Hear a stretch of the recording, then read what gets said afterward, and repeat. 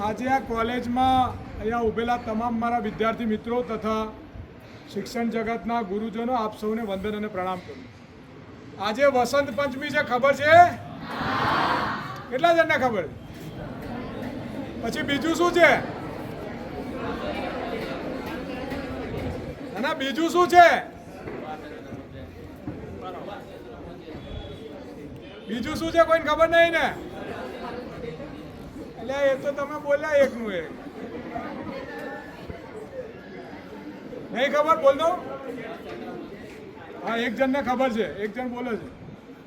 નેતાજી સુભાષચંદ્ર બોઝની જન્મ જયંતિ છે અને વસંત પંચમી છે.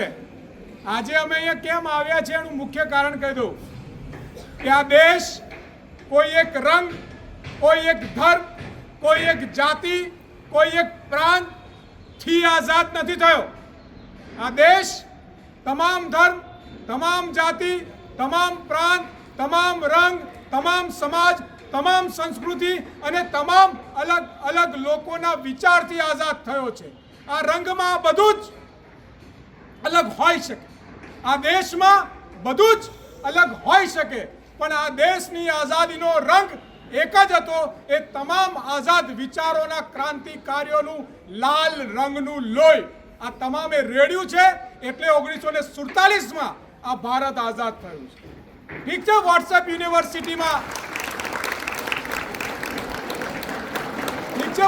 યુનિવર્સિટીમાં આપણે ખોવાઈ જઈએ છીએ અને વોટ્સએપ યુનિવર્સિટીની લાઇબ્રેરીમાં આપણે એવું માનીએ છીએ કે આપણે હસતા, ખેલતા, ઉછળતા યુવાનો જે છીએ એ માત્ર ને માત્ર આપણે જન્મ્યા ત્યારથી જ આઝાદ છીએ.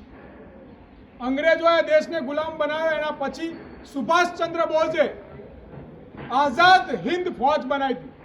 સોશિયલ મીડિયા, ગૂગલમાં બધા સર્ચ કરજો.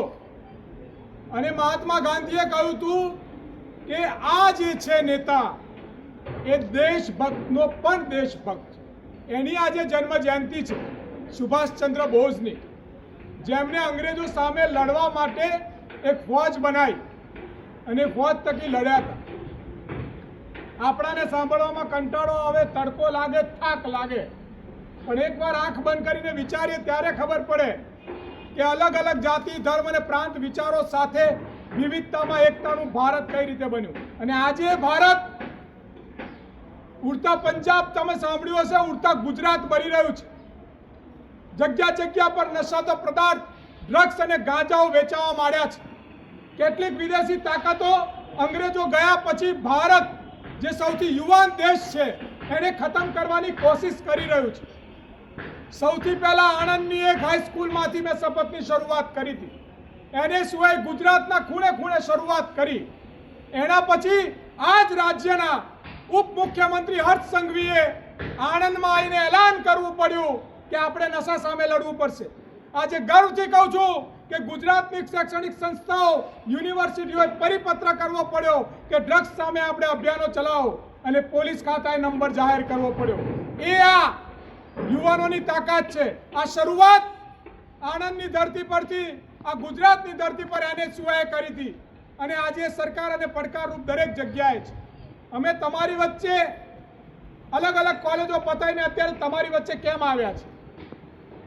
અમારી જોડે પણ સમય નથી, અમને પણ વોટ્સએપ યુનિવર્સિટી આવડે છે, અમારે પણ ઘણું બધું કામકાજ હોય છે, પણ એટલા માટે આવ્યા છીએ કે ભારતની નવી આ પેઢીને બરબાદ કરવાના પ્રયત્ન રોકી શકે. સર્ચ કરજો કેટલાક કરોડો રૂપિયાનું ડ્રગ્સ ક્યાંથી પકડાયું, સુરત અને અમદાવાદમાં કેવા ઇન્જેક્શન પકડાયા અને એના કારણે શું થઈ રહ્યું છે. એના માટે આજે સુભાષચંદ્ર બોઝના દિવસે જન્મ જયંતિ પર NSUએ સંકલ્પ લીધો છે કે તે વખતે જે આઝાદ હિન્દ ફૌજ બની હતી, આજે આ ભારતમાંથી ડ્રગ્સ નાબૂદી ફૌજ બનશે. આ ગુજરાતમાંથી નશાખોરી નાબૂદી ફૌજ બનશે. અને એક કમિટી બનાવવામાં આવશે જે અલગ અલગ પૂર્વ સિન્ડિકેટ સેનેટ મેમ્બરો, NSUના પ્રમુખોની એક કમિટી દરેક કેમ્પસોમાં બનાવવામાં આવશે. અને એ શું કામ કરશે?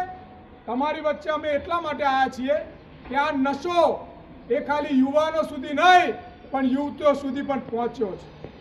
તમારે જ્યાં પણ મેસેજ મળે, જ્યાં પણ જાણકારી મળે, જ્યાં પણ તમને ખબર પડે એ જગ્યાથી અમારી કમિટીને જાણ કરજો.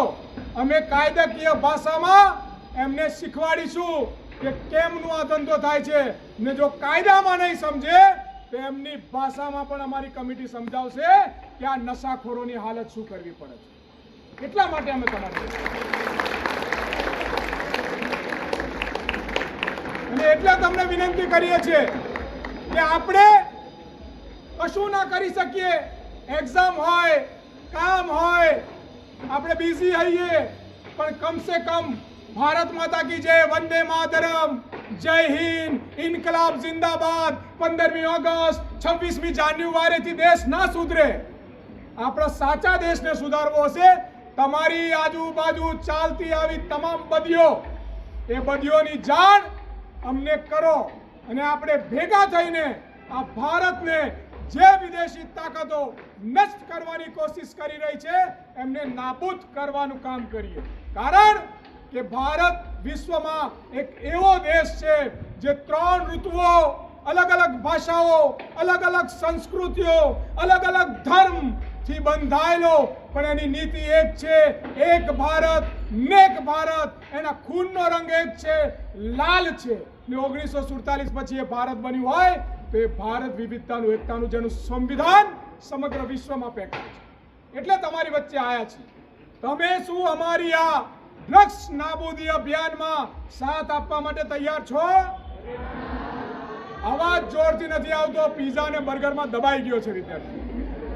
જો એક વ્યક્તિ છેલ્લા સુધી અવાજ પહોંચાડી શકતો હોવ તો તમારા બધાનો અવાજ આ તમામ તંત્ર અને તમામ લોકો સુધી પહોંચવું જોઈએ કે આ એ ભારત છે, આ એ યુવાન છે કે જે ભગતસિંહને જોયો છે, જેને ચંદ્રશેખર આઝાદને જોયા છે, જેને લોકમાન્ય તિલકને જોયા છે, જેને બાબા સાહેબ આંબેડકરને જોયા છે, જેને મહાત્મા ગાંધીને જોયા છે, જેને સરદાર પટેલને જોયા છે, જેને રાજગુરુને જોયા છે, ભગતસિંહને જોયા છે, સદૈવને જોયા છે, એવા મહાપુરો, મહાવીરોની આ ધરતી આજે આ યુવાનો એની ધરતી પરથી આવે છે એ ક્યારે પણ નહીં ચાલવા દે. એટલે તમારો અવાજ છે ને થોડોક વધારે જોઈએ.